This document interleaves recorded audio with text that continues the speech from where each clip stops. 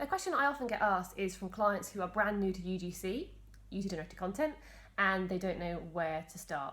So I've got 4 tips here to help encourage a culture of user-generated content, and hopefully this will help you if you're new to UGC as well. The first one is to start simple.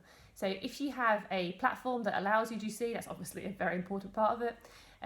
Start simple by just letting people post questions and links, for example.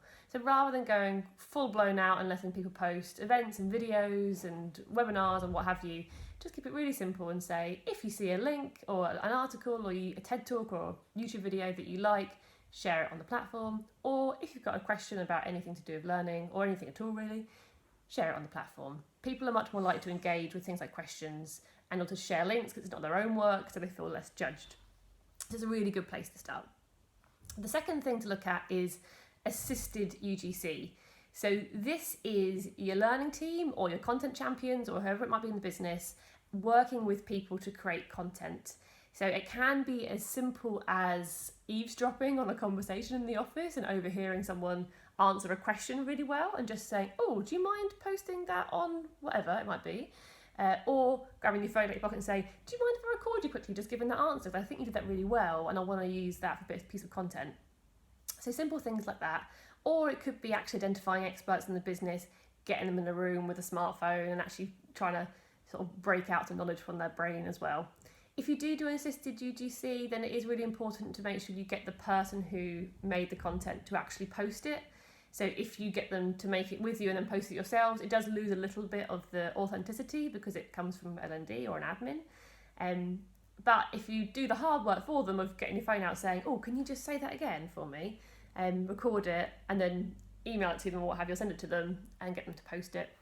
That can be really, really powerful and just helps people feel more comfortable. The third way to approach it is what I call enclosed UGC or sort of cozy UGC, you might want to call it, which is where using UGC in an enclosed space in the sense of in the context of a course or a campaign.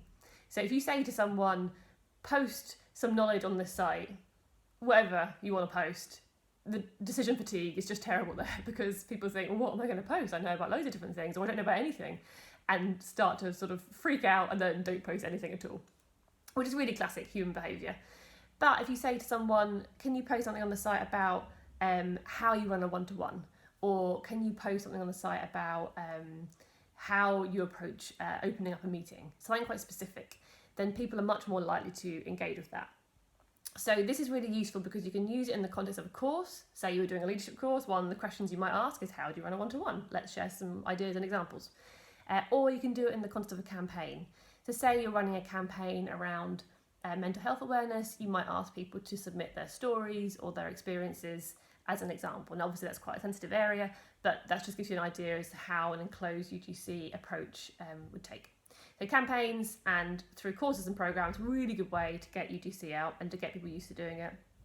And the fourth tip is to encourage influencers to post. So this isn't necessarily senior people. This can just be characters in the company.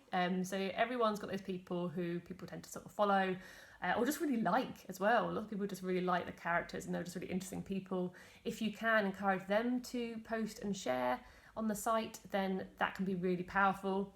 Also, very important thing, make sure they're posting what I call proper UGC in the sense that it is informal, it is relaxed, they are making mistakes, it's not polished. They're not in front of a TV studio. They haven't had loads of graphics time to make it look amazing. Just videos like this, sat at home, really chill. That's the sort of UGC that you want to see. And then once people see that from influencers, they tend to go, oh, well, that's easy. I can do that. That's fine. So those are my 4 tips for starting out with UGC if you're starting from scratch.